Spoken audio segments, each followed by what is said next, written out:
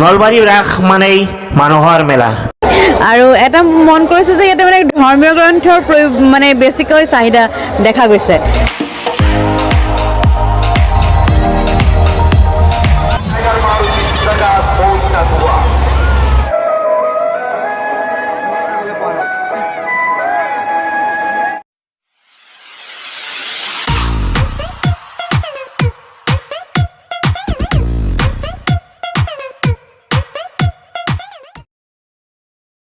নমস্কাৰ, ভিন্ন স্বাদৰ YouTube channel Assamese ব্লগছলৈ মই মহিবুলে আপোনালোকক স্বাগতম জনাইছোঁ।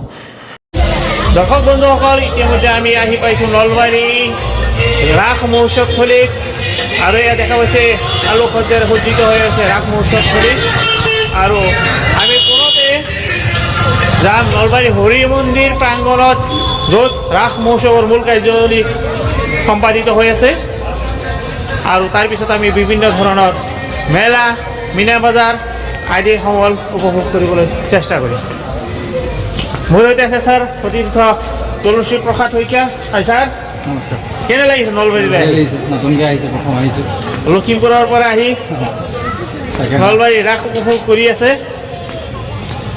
আহকচোন উপভোগ কৰোঁ ৰাস মহোৎসৱৰ বিভিন্ন দৃশ্যাৱলী।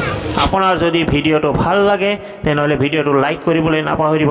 আৰু অনুষ্ঠান সম্পৰ্কীয় কিবা জানিবলগীয়া থাকিলে কমেণ্ট কৰি জনাব, মই তাৰ যথাযথ উত্তৰ দিবলৈ প্ৰয়াস কৰিম। আপুনি যদিহে চেনেলটোত নতুনকৈ প্ৰৱেশ কৰিছে তেন্তে এনেধৰণৰ আৰু ভিডিঅ' পাবলৈ চেনেলটো ছাবস্ক্ৰাইব কৰক আৰু লগতে ন'টিফিকেশ্যন পাবলৈ বেল আইকনটো টিপিবলৈ নাপাহৰিব। দৰ্শক বন্ধুসকল, নলবাৰী ৰাস মানেই মানুহৰ মেলা। মনলৈ আহে সেই বিখ্যাত মানুহ দেখিছোঁ আজি বহুত মানুহ গীত ফাঁকিলৈ। দৰ্শক বন্ধুসকল, এতিয়া আমি শ্ৰী শ্ৰী হৰি মন্দিৰ প্ৰাংগণত প্ৰৱেশ কৰি আছোঁ।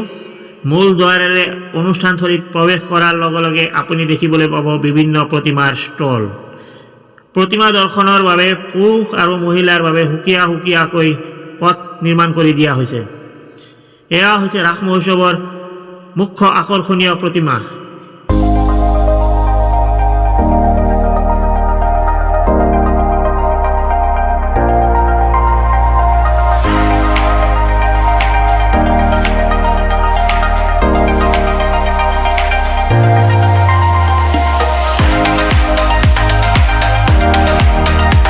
ইয়াৰ উপৰিও আৰু একাধিক চলন্ত প্ৰতিমা আছে।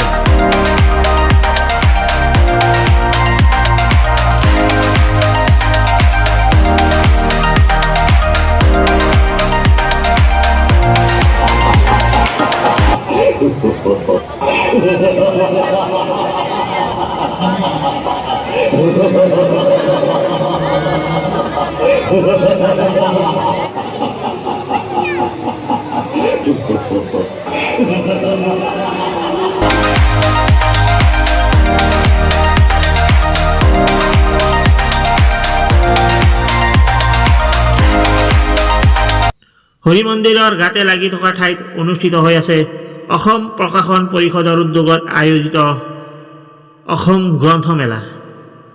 এয়া গ্ৰন্থমেলাৰ কিছু দৃশ্যাংশ। ইয়াত অসমৰ বিপণীৰ লগতে কলকাতাৰ বিপণীয়েও অংশগ্ৰহণ কৰিছে।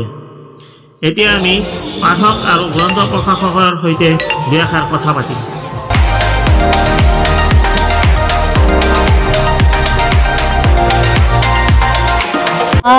সমাগম হৈছে, বেছিভাগেই চাইছে, মানে কিনিব। স্থানীয় মানুহখিনিয়ে পিছত কিনিম বুলি থৈ দিছে, কাৰণ তেওঁলোক আহিয়ে থাকে সদায়, নিতৌ আহে গ্ৰন্থ চাই।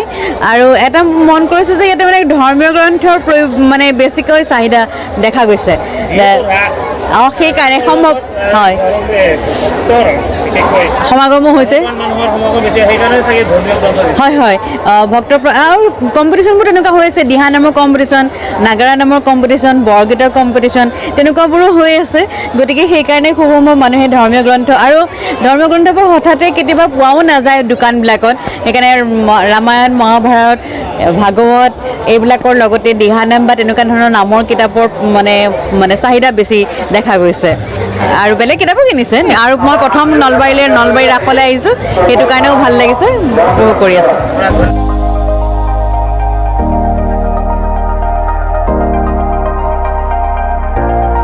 এখানে ভালো হচ্ছে। খুব বড় মেলা। এখানে আমি আশা করিনি এত ভালো হবে, খুব ভালোই হচ্ছে। আর এখানে কুলি নোহোৱাৰ খুব ভালো বিক্ৰি হচ্ছে। গ্ৰন্থ ভাল পাওঁ, সেইকাৰণে গ্ৰন্থ তাতেই সোমালোঁ ইয়াত। আৰু কবিতা বেছি ভাল পাওঁ আৰু নিজৰো কিবা আছে, গতিকে মই কবিতাই ল'লোঁ।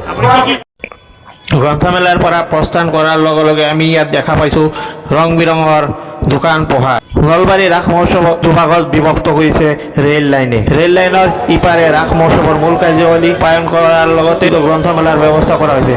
ৰেল লাইনৰ সিপাৰে আছে আনন্দ মেলা আৰু বাণিজ্য মেলা। ৰেল গুচি যোৱাৰ পিছত আমি ক্ৰচিং পাৰ হৈ আহি আমি অনুষ্ঠান উপভোগ কৰিবলৈ আগবাঢ়ি গৈছোঁ। পুনতে আমাৰ দৃষ্টি নিবদ্ধ হ'ল বিশেষ প্ৰদৰ্শনীলৈ। ইয়াত আধ্যাত্মিক জ্ঞানৰ ওপৰত অধিক গুৰুত্ব দিয়া পৰিলক্ষিত হ'ল।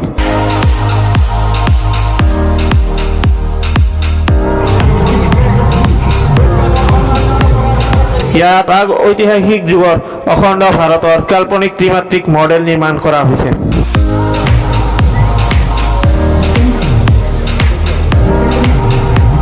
এই প্ৰদৰ্শনীথলীৰ বাহিৰতে নিৰ্মাণ কৰা হৈছে বীৰ লাচিতৰ প্ৰতিমূৰ্তি। আমি আৰু অলপ আগবাঢ়ি গৈ বাণিজ্য মেলাথলীত প্ৰৱেশ কৰিলোঁ। বাণিজ্য মেলাৰ প্ৰৱেশ দ্বাৰত শ্ৰীকৃষ্ণৰ কালীয় দমনৰ এক সুদৃশ্য প্ৰতিমূৰ্তি স্থাপন কৰা হৈছে। এতিয়া আমি বাণিজ্য মেলাত প্ৰৱেশ কৰিম।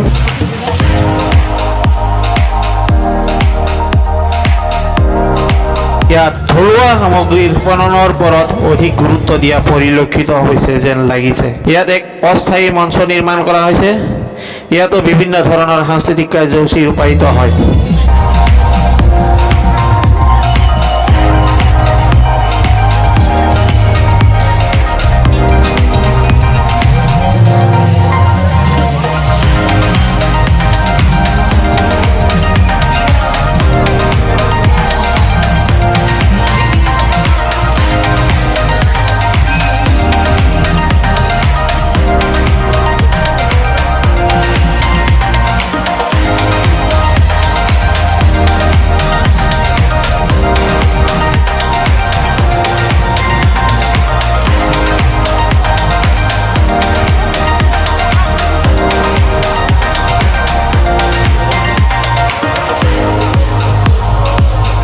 আত্মসহায়ক গোটৰ মেলাও এই বাণিজ্য মেলাৰ এক অংশস্বৰূপ।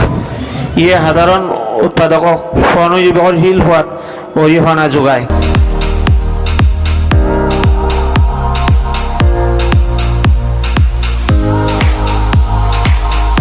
বাণিজ্য মেলাৰ গাতে লাগি থকা ঠাইত অনুষ্ঠিত হৈ আছে সৰু ডাঙৰ সকলোৱে আনন্দ লভিব পৰাকৈ আনন্দ মেলা।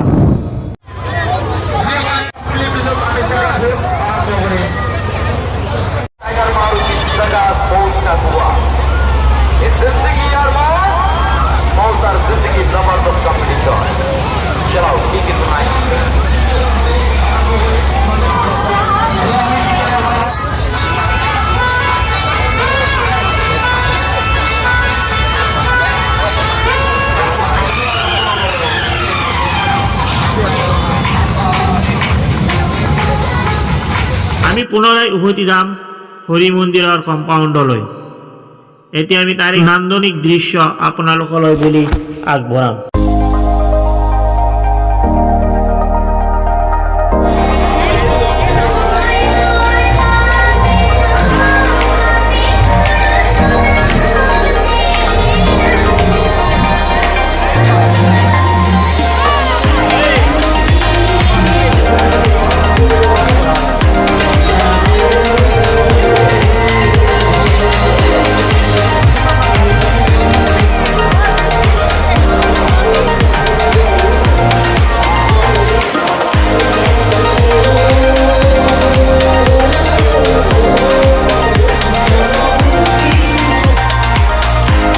সতীৰ্থ তুলসী প্ৰসাদ শইকীয়াই নলবাৰী হৰি মন্দিৰৰ অন্তৰ্ভাগৰ দৃশ্য আপোনালোকক দেখুৱাব।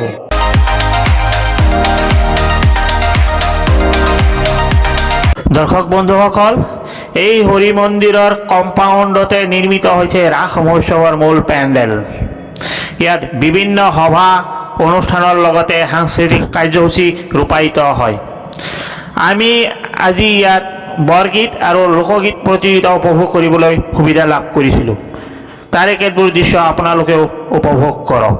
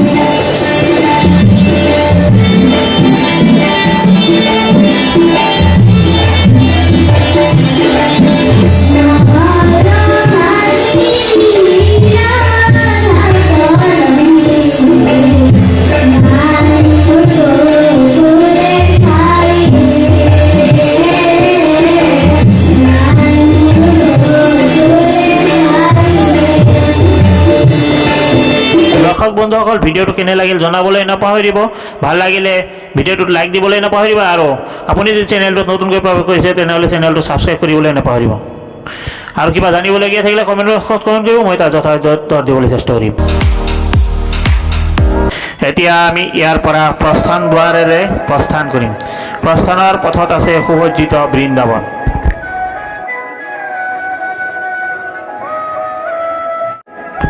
এইখিনিতে নলবাৰী ৰাস মহোৎসৱৰ ঐতিহ্য যুগমীয়া হওক তাৰে কামনাৰে ভিডিঅ'টো ইমানতে সামৰণি পেলাইছোঁ till then take care bye